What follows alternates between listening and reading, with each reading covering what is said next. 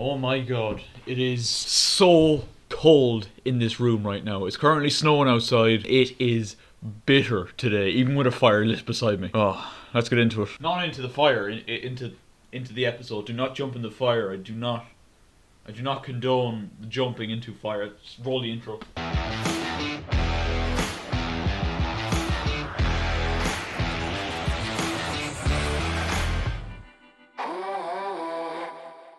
Hello guys, how are you getting on? My name is Aaron Kelly. Welcome back to another episode of the Premier League Verdict. Today we're going to be talking about why I believe the title is now Manchester City's to lose. But before we get into that, I'm going to do a quick little roundup of the rest of the games on match week 23 of the Premier League. Wow, it's been a while since we've done one of these. Aston Villa continued their pursuit of European football with a 1-0 victory over Arsenal to kick off the weekend at Villa Park. Ollie Watkins' goal with only 2 minutes gone was the difference between the sides. It was that lapse in concentration at the start which cost Arsenal the points on this one. It's now 2 defeats from 2 for Mikel Arteta's side. In the 2-3 o'clock games, Burnley and Brighton played out a 0-0 draw at Turf Moor. Goodmanson's goal was the equaliser to Lewis Dunk, and it was a thrilling game at St James's Park where despite finishing the game with 9 men, Newcastle did beat Southampton by 3-2 with new signing loanees Joe Willock and Takumi Minamino both on the score sheet. Jeff Hendrick was sent off and Fabian Schär went off with an injury after Newcastle had made all 3 of their substitutes. It was a 0-0 game between Fulham and West Ham at Craven Cottage, but it was once again Mike Dean who was grabbing the headlines for a ridiculous red card on Thomas Soucek in the last minute. If you've been watching the football this weekend, you'll know what I'm talking about, but he sent him off despite looking at it so many times on VAR, and I don't even want to get into it. Luckily, since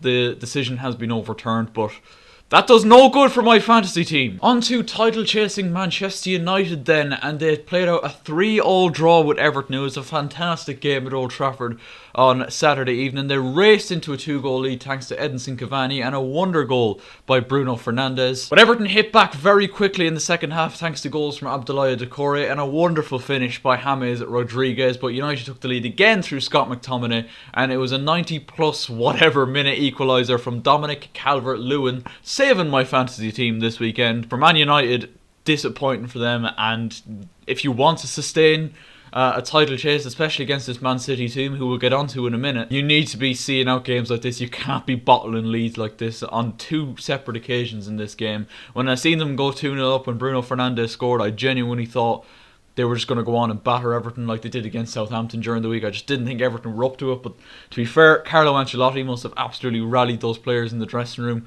at half time, and they came back swinging despite falling behind again through McTominay. Calvert-Lewin with the equaliser. Great game on Saturday evening. On to Sunday then, and Harry Kane's return was marked with a goal for Tottenham Hotspur as they got back to winning ways in a 2-0 win over West Bromwich Albion at the Tottenham Hotspur Stadium. Heung-min Son was also back on the score sheet for Jose Mourinho's men to ease the pressure on him a little bit, because it has been mounting in recent weeks. On to another potential title chaser that dropped points at the weekend. Leicester City drew 0-0 with Wolves at Molineux, and to be fair, this is a game that Leicester probably feel they should win. Lacking Jamie Vardy from the start on Sunday definitely told. We will get on to the Liverpool City game to finish off the video, but we're going to move on to Chelsea now, and it's another win for Thomas Tuchel on the road. An important one as well. I know it's against the bottom side Sheffield United, but they have showed in recent weeks that they are certainly a fighting team and they won't go down without that fight. But it just goes to show once again that they just lack that cutting edge, that finish at the end of their moves. Like, even with 4 strikers on the pitch for the last few minutes, they still couldn't force a goal past Chelsea, despite Billy Sharp very nearly scored a bicycle kick in the last minute. But Mason Mount and a Jorginho penalty were enough, despite Antonio Rudiger putting the ball into his own net. I can laugh about it now because, you know, it didn't have any effect on the result of this game, luckily for him. Timo Werner, man of the match and involved in both goals, and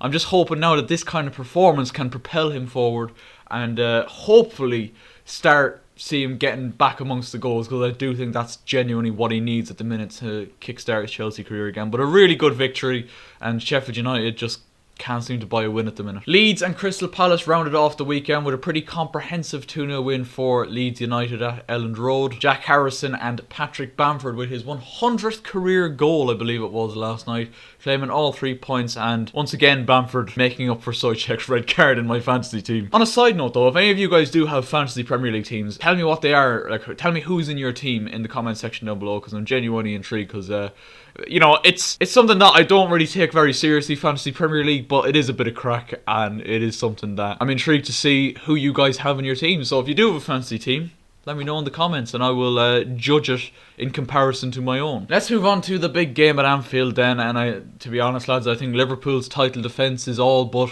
over after a 4-1 defeat to Manchester City at Anfield. And this performance, to be fair, I don't even think it was a 4-1 game, if I'm being honest. I think City definitely deserved the win, but I don't think it was a 4-1 game, and obviously 2 of City's goals were just Liverpool shooting themselves in the foot, and specifically Alisson shooting Liverpool in the foot. İlkay Gündoğan gave Manchester City the lead just after half time, despite missing a penalty in the first half. Mo Salah did convert a penalty to equalise for Liverpool after he was fouled by Ruben Diaz, and that is when the shithousery from Alisson began. He kicked one out, was caught on the ball, and caused Jamie Carragher to do this. Overall more central. But it resulted in Gundogan tapping home his second of the game, and nearly an identical thing happened a couple of minutes later when Alisson again caught lacking on the ball, gave it away. A couple of passes later and it's a tap in for Raheem Sterling with the diving header at the back post. But the fourth goal was a moment of absolute excellence from Phil Foden, who was probably the best player on the pitch on Sunday. Now I know Sky Sports and particularly Micah Richards absolutely bigged him up, but he deserved it on Sunday. He was absolutely outrageous. That goal, I hate to say it, but Messi-like, the way he just dribbles around the Liverpool players and smashes it past Alisson, who again, if I'm being honest, might actually be a little bit disappointed that he didn't save it. But 4-1 is how it's finished, and to be quite honest, Manchester City now 5 points clear with a game in hand. I do thoroughly believe that it is now their title to lose, and I really hoped that we might get a bit more of a close title fight all the way through to the end of the season, but that doesn't appear like it's going to be the case. And I do want to just focus in on them, on what was a terrific performance. And you know, Liverpool are going through a major blip at the minute. I just feel like this Liverpool team is just too good and will bounce back at some point, but this is a major blip for Liverpool at the minute. But Manchester City, absolutely, and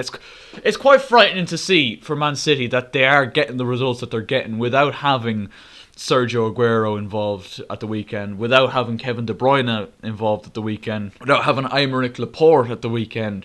Kyle Walker didn't feature, Gabriel Jesus didn't start, and it kind of gives me the impression that it doesn't matter who comes into this Man City team, it's just the system they play, everybody just seems to fit into it. A similar thing that I was saying about Liverpool last season. This City team is just too good, and I reckon they are going to start running away with it now. I think this is the point where teams start dropping off. I think this weekend was a testament to that. You know, United dropped points once again, and Leicester dropped points once again, and City just keep on winning. And if I'm being honest, I really, really do not see anybody stopping Manchester City picking up the title this season. Let me know your thoughts in the comments section down below. Let me know if you think Man United and Leicester, because I think those are the final two teams really that are going to pose any sort of threat to Manchester City. Let me know if you think either of them can stop City from picking up the title, but I think this is the point now where City begin to run away with it. It's a fantastic performance again at the weekend, and yeah, it's going to be interesting. But let me know your thoughts in the comment section down below. Make sure you leave a like if you have enjoyed, and subscribe if you are new with your notifications on, and I will catch you later. I need to get inside now because I am freezing.